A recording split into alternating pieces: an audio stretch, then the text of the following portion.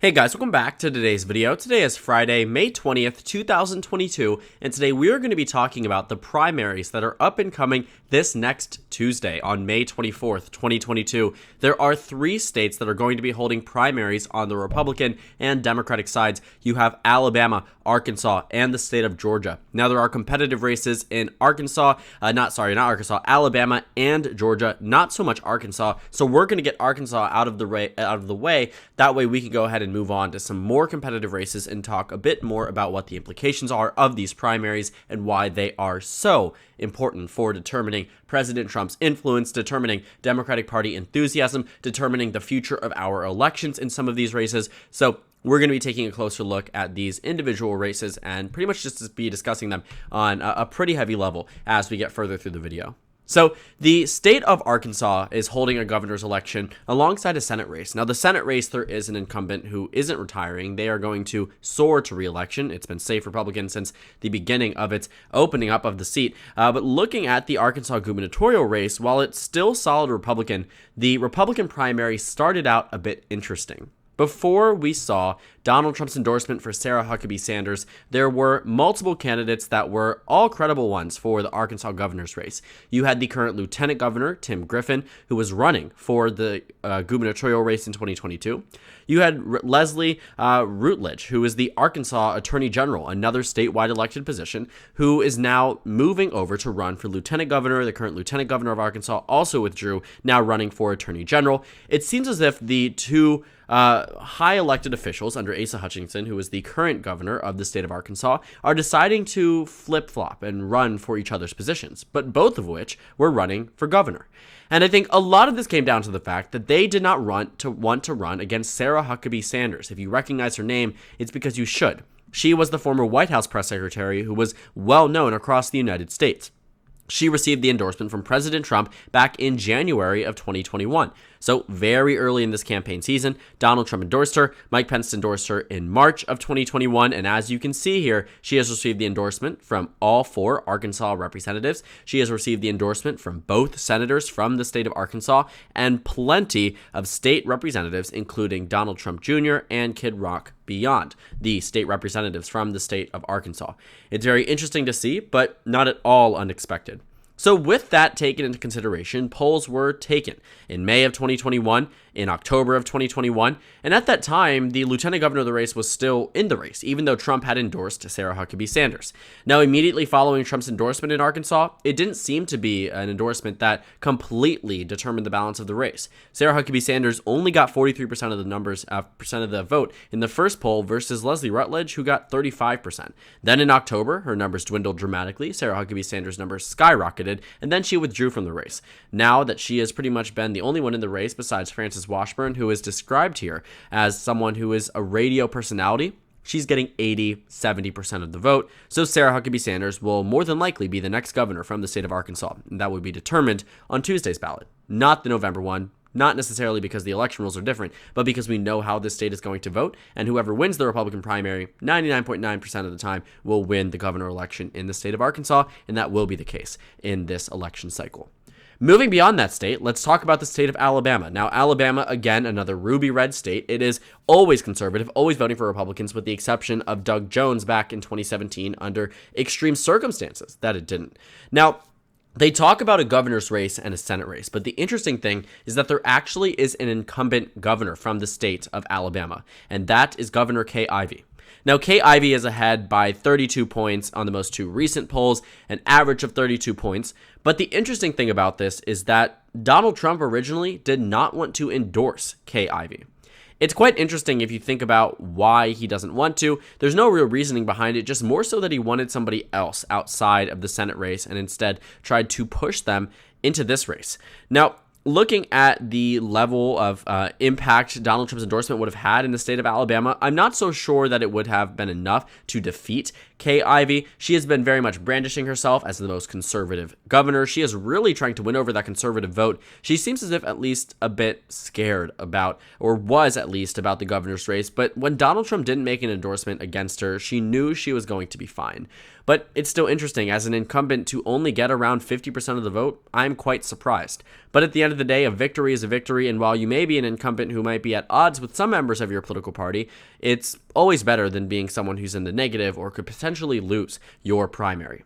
If you look at the state of Ohio in 2022, just 2-3 weeks ago, they held their primary, May 3rd actually. There was a primary in which Governor Mike DeWine got under 50% of the vote. And that was considered to be not necessarily a surprise result, but a result that shows that there is some discontent for the governor, but it isn't enough to defeat him. Or at least it isn't enough to combine forces to overcome someone, for example, Kay Ivey, who's already at 40%, who maybe could be beaten if you add up every single bit of the other votes. But the vote splitting and the way we are right now, Kay Ivey is more than likely going to win her election this upcoming Tuesday. The Senate race is a little bit more interesting. There's a narrow lead for a candidate here, and it gets a bit trickier. When you look at the state of Arkansas, let's go ahead and jump over to the 2022 elections in general. You will find that Donald Trump actually made an endorsement in Alabama, but then withdrew it. And he withdrew it for a reason.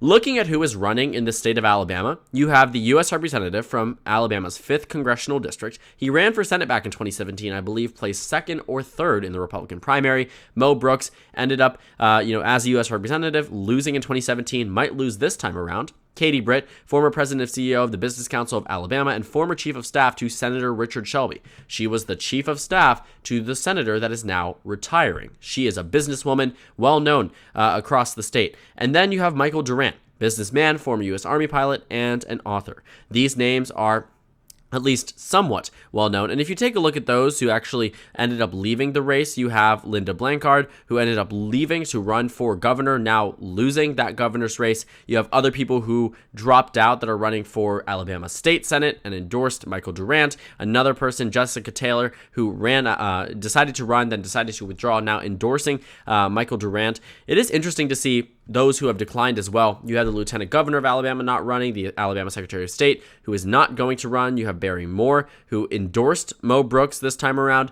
So altogether, you have people who aren't going to run, including Senator Jeff Sessions, who at one point in time seemed as if he wanted to win back his race, wanted to win back his exact Senate seat. Now, if you take a look at the 2020 U.S. Senate campaign, Jeff Sessions actually ran against Tommy Tuberville.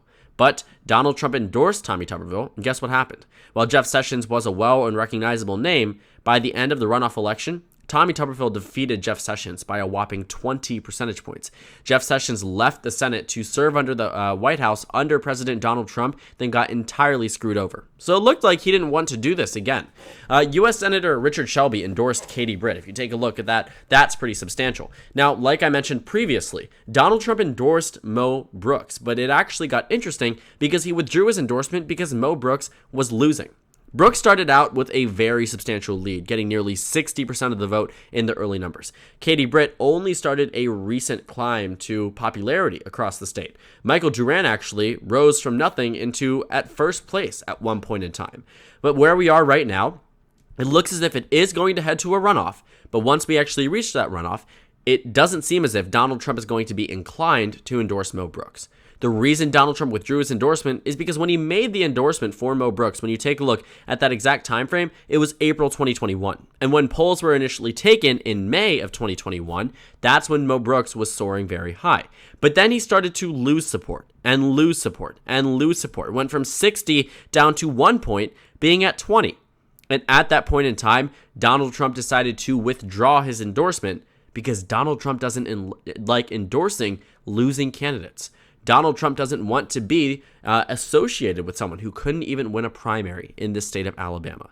So it's going to be a very interesting race to watch. We'll see who comes out ahead in first place, but because it does head off into a runoff, we will not get the final results from the state of Alabama until later down the line. So we've covered the state of Alabama in the Senate and governor's race. We've covered the state of Arkansas in the governor's race. The only state left on Tuesday is the state of Georgia. Now, we know how the state is going to go on the Democratic Party level in the Senate election and the governor election. The reason being that we have a state where there is a clear frontrunner in both exact elections, and I'm not surprised in the least bit. You have Stacey Abrams in the governor election, and then you have Raphael Warnock in the Senate election. No one should be shocked by the fact that the Democratic Party, a Democratic primary, has been pretty much well determined way earlier on in the race.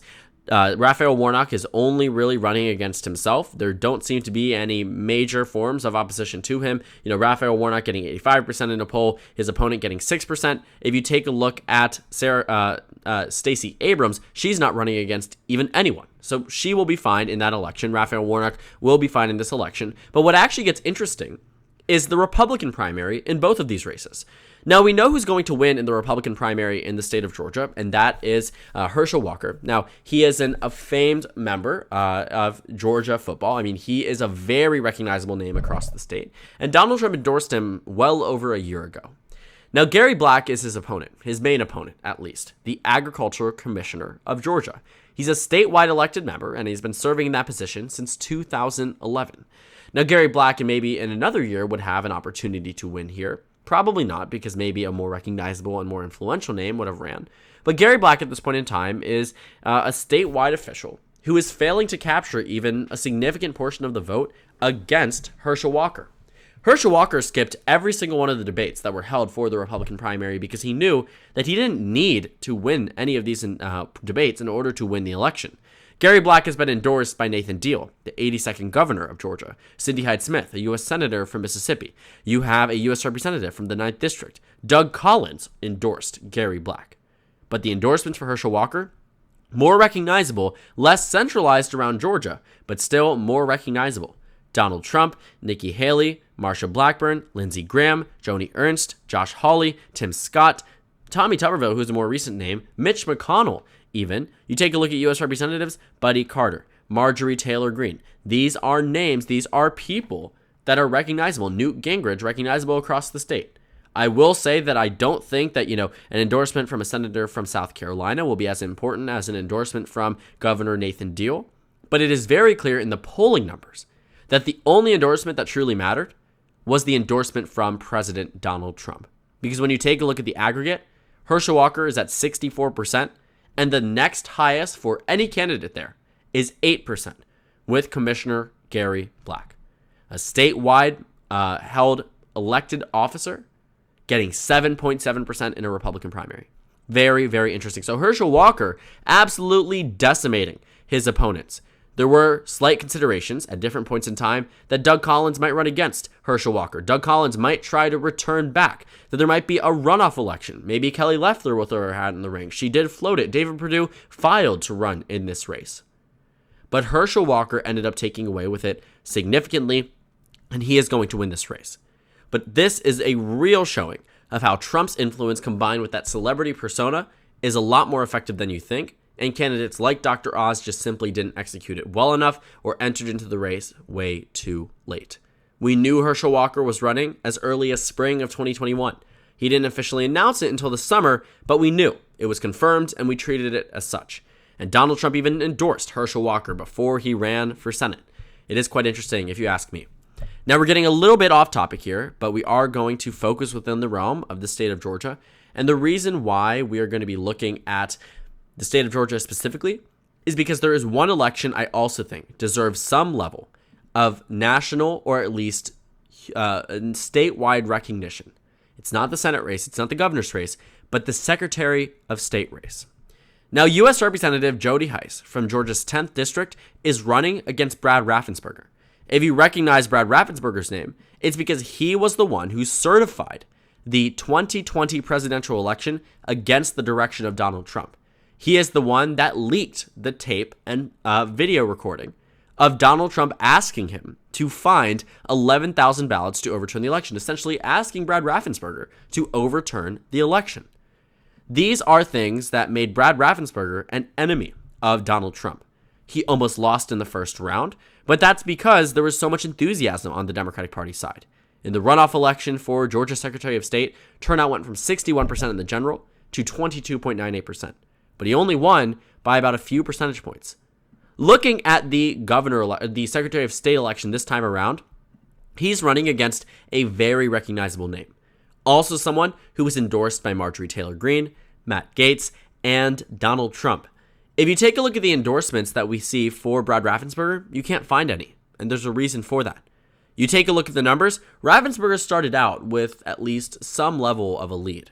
But as we got further and further down the past 2 months, he is all of a sudden, Jody Heiss started out with a higher amount and took a lead for a brief period of time. But as we've gone further and further throughout the months, we find a point where Brad Raffensperger is getting the first place votes. But the interesting thing about this is that the combined support against Raffensperger could very well defeat him in a runoff election. At the end of the day, Heiss and Raffensperger will make it into the runoff, and Donald Trump will go down to the state of Georgia and advocate for Jody Heiss. Because should Trump run again in 2024, Heiss would be much more willing, and I think would very well be willing, to uncertify a free and fair election and suggest an alternative slate of electors and overturn an election that might show Georgia blue in 2024. Raffensperger has made it clear that he would not, but that has also caused him to be extremely disapproved of amongst the statewide GOP. Definitely take a look at those numbers if you're interested. At the end of the day, this is a race that should normally be entirely inconsequential. It's one of those races you just look over and say, okay, it's happening, nobody really cares.